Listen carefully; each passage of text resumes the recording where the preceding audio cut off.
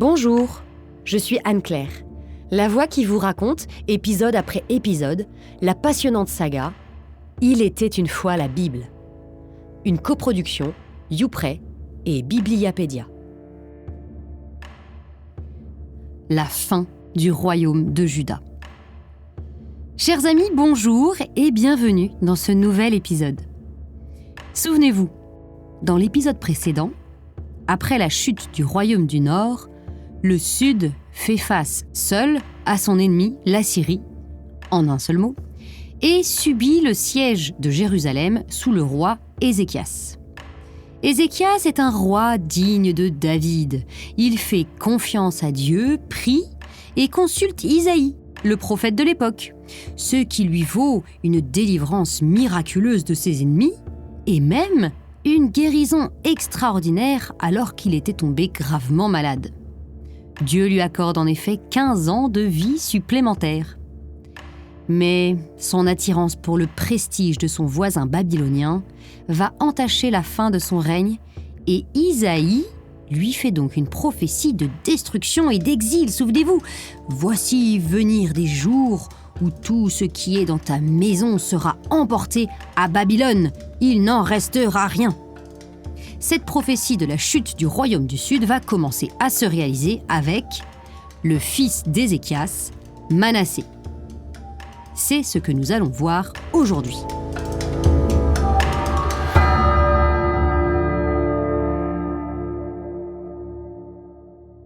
Nous sommes au chapitre 21 du deuxième livre des rois. Manassé avait 12 ans lorsqu'il devint roi, et il régna 55 ans à Jérusalem. Donc le règne de Manassé est le plus long de tous ceux du royaume du Sud. Le problème, c'est que c'est aussi le pire. Il fit ce qui est mal aux yeux du Seigneur, selon les coutumes abominables des nations. Il rebâtit les lieux sacrés qu'avait fait disparaître Ézéchias son père, et il fit élever des autels à Baal. Il fabriqua un poteau sacré comme l'avait fait Akab, roi d'Israël. Il bâtit des autels dans la maison du Seigneur. Il fit passer son fils par le feu. Il pratiqua la divination et l'incantation. Il interrogea les spectres et les esprits. Alors, par l'intermédiaire de ses serviteurs, les prophètes, le Seigneur parla en ces termes. Parce que Manassé, roi de Juda, a commis ces abominations, je vais amener sur Jérusalem et sur Juda un malheur, à faire teinter les deux oreilles de celui qui l'apprendra. Je tendrai sur Jérusalem le cordeau de Samarie et le fil à plomb de la maison d'Akab. Je nettoierai Jérusalem comme on nettoie un plat. On le nettoie et on le retourne à l'envers.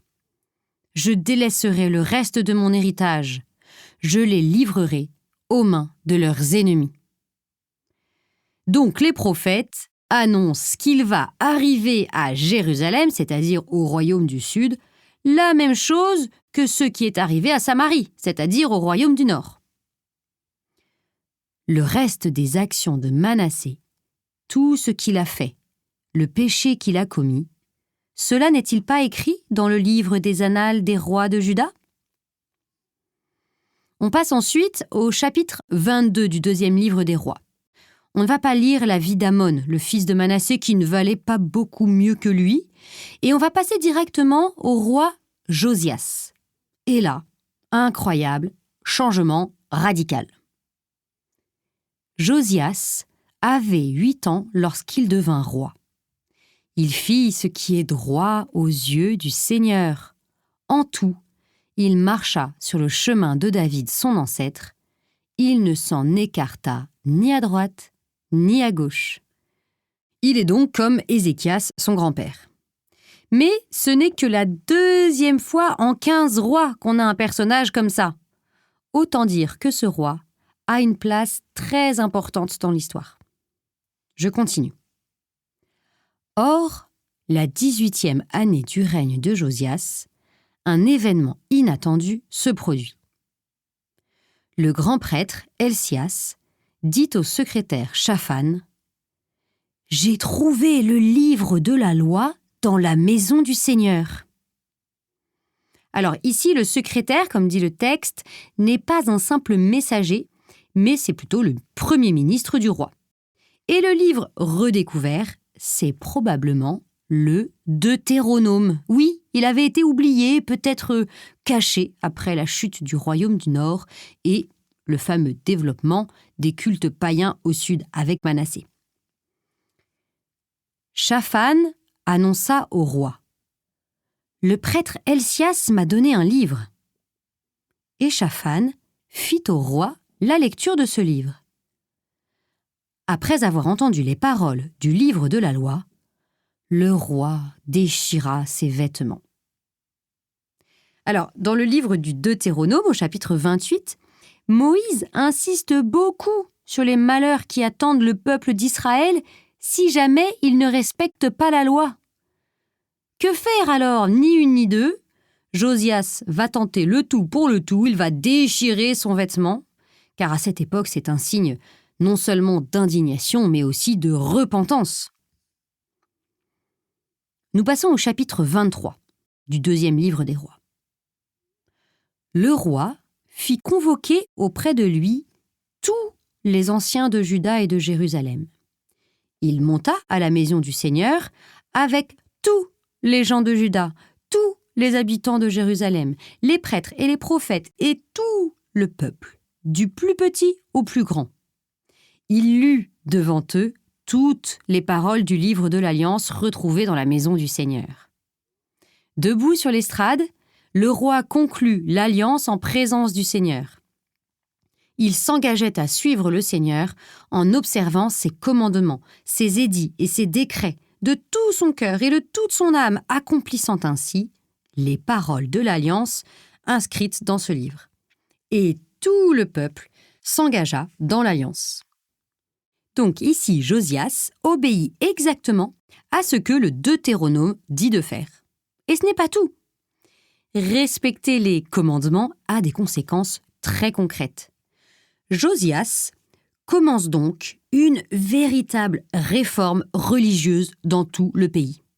On sait que cette réforme a bien eu lieu en moins 620 environ.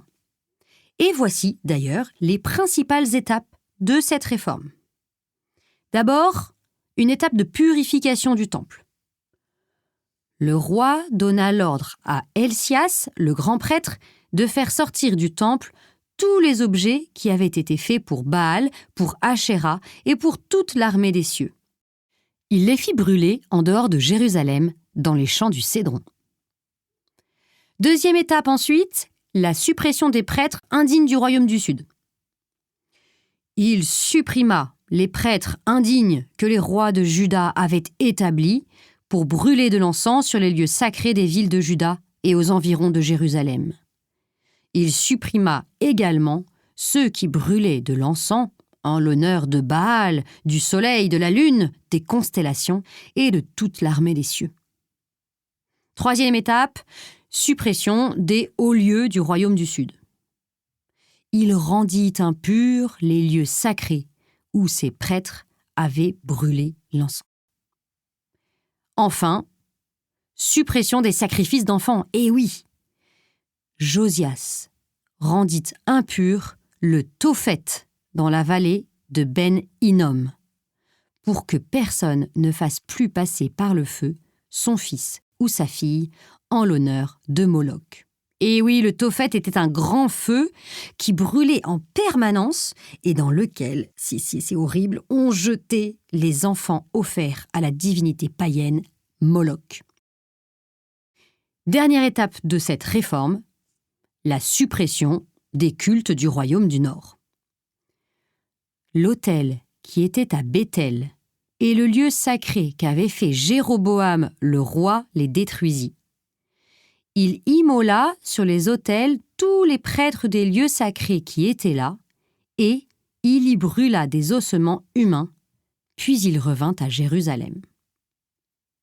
C'est fou, alors même que le royaume du Nord appartient à l'Assyrie, en un seul mot, Josias a le courage de s'y attaquer. Il n'a pas seulement le souci de son petit bout de royaume du Sud, mais de tout le territoire de la terre promise. Comme vous le voyez, Josias fait un nettoyage complet. Voilà de quoi faire revenir Dieu de ses projets de destruction, non? Toutefois, le Seigneur ne revint pas de l'ardeur de sa grande colère, qui s'était enflammée contre Juda à cause des offenses par lesquelles Manassé avait provoqué son indignation. Voilà, désolé, chers auditeurs, non, Dieu n'en revient pas de sa colère. Cette conclusion nous fait l'effet d'une douche froide et en même temps, on est un peu obligé de reconnaître qu'elle est juste, non? D'ailleurs, Dieu semble en être le premier à en souffrir. Le Seigneur dit alors : « Même Juda, je l'écarterai loin de ma face, comme j'ai écarté Israël. Je rejetterai Jérusalem, cette ville que j'avais choisie, et la maison dont j'avais dit : là sera mon nom. » La décision de Dieu est sans appel. Il ne nous reste plus qu'à assister à la fin de la vie de Josias. Le pharaon Nécho, roi d'Égypte, monta vers le roi d'Assour. Le roi Josias marcha à sa rencontre. Mais Nécho, dès qu'il le vit, le mit à mort à Megiddo. Alors, chers auditeurs, un petit topo de géopolitique de l'époque ne nous fera pas de mal. Comme je vous le disais, la Syrie, en un seul mot, se trouve au nord-est d'Israël et subit les attaques des Babyloniens, tandis que l'Égypte, elle, est au sud-ouest du royaume d'Israël. Israël, petit pays, devient en fait crucial dans les alliances régionales à cause de cette position stratégique entre les puissances. En fait, le roi d'Égypte ne visait pas Israël directement, c'est juste que Israël se trouvait sur son chemin. De même, Josias, il n'est pas fou, il ne voulait pas attaquer l'Égypte. Il s'est simplement interposé lors du passage du roi égyptien. Bref, retenez qu'à cette époque, il y a eu une bataille très célèbre, la bataille de Megiddo, en -609. Pour l'auteur, ce n'est pas la bataille en elle-même qui est importante, mais le fait que Josias, ce grand roi, y trouve la mort. Ses serviteurs le transportèrent mort sur un char, l'emmenèrent à Jérusalem et l'ensevelirent dans son tombeau.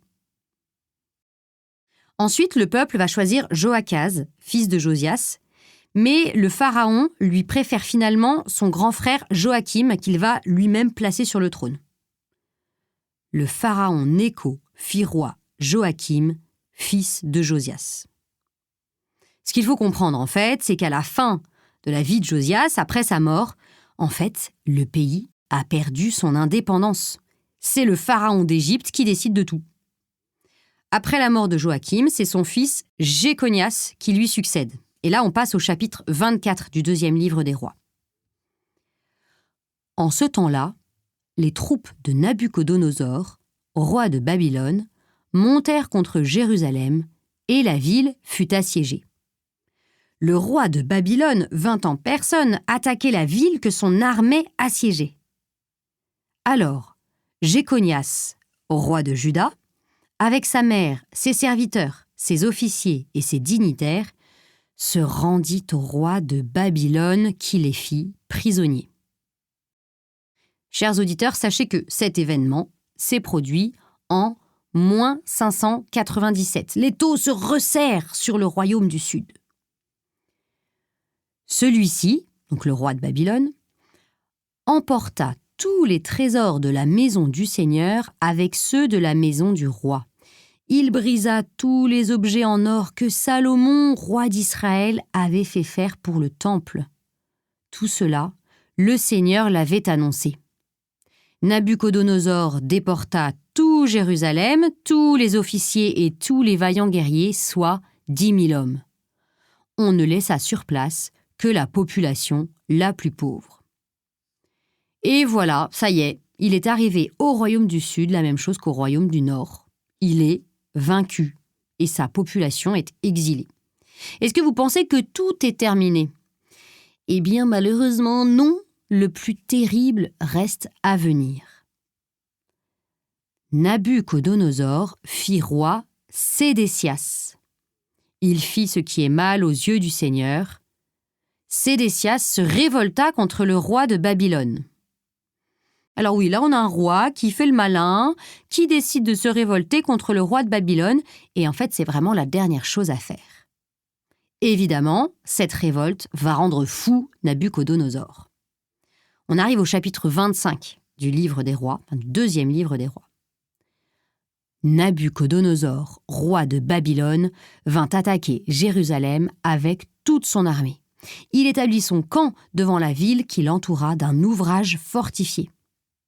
Comme la famine était devenue terrible dans la ville et que les gens du pays n'avaient plus de pain, une brèche fut ouverte dans le rempart de la ville. Toute l'armée s'échappa dans la nuit. Ah bah bravo! Il s'enfuit là, en laissant la population sans défense. Les troupes chaldéennes poursuivirent le roi et le rattrapèrent dans la plaine de Jéricho. Toute son armée l'avait abandonné. Elles le menèrent auprès du roi de Babylone et l'on prononça la sentence. Alors désolé chers auditeurs, ça va être horrible. Écoutez la suite.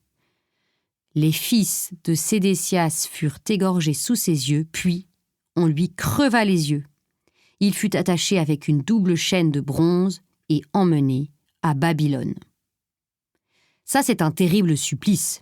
La dernière image que voit le roi, c'est la mort de ses propres enfants. C'est pour ça que je vous disais que c'était horrible.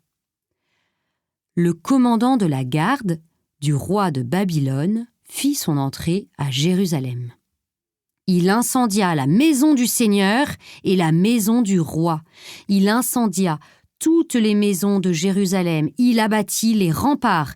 Il déporta tout le peuple. Il laissa seulement une partie du petit peuple de la campagne pour avoir des vignerons et des laboureurs.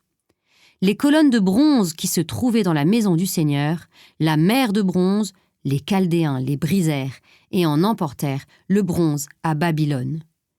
Et Juda fut déporté loin de sa terre. Et voilà comment un peuple revient à la case départ, littéralement. Il est ramené là d'où était parti Abraham. Nous sommes en -587 et la catastrophe est complète. Plus de rois, plus de temples, plus de terre. Tout le chemin fait par Abraham est à recommencer. La 37e année de la déportation de Jéconias, le roi de Babylone, fit grâce à Jéconias et le fit sortir de prison. Il lui fit quitter ses vêtements de prisonnier. Je sais pas vous, mais je trouve que ça fait un peu penser à la sortie de prison de Joseph d'Égypte. L'auteur veut nous montrer que même si la situation paraît catastrophique, comme celle de Joseph en prison, il faut garder espoir, car Dieu est capable de renverser la situation. Sa subsistance fut assurée en permanence par le roi, jour après jour, tous les jours de sa vie. Et c'est d'ailleurs sur le mot « vie » qui se dit « raï » en hébreu que se termine ce deuxième livre des rois. Alors comment la vie du peuple élu va-t-elle renaître après cette mort de l'exil ? Eh bien, c'est ce que nous verrons dans notre prochain épisode. Nous refermons donc aujourd'hui le livre des rois. Et nous nous retrouvons dans 3 semaines, après une petite pause, pour démarrer avec le livre d'Esdras. À bientôt!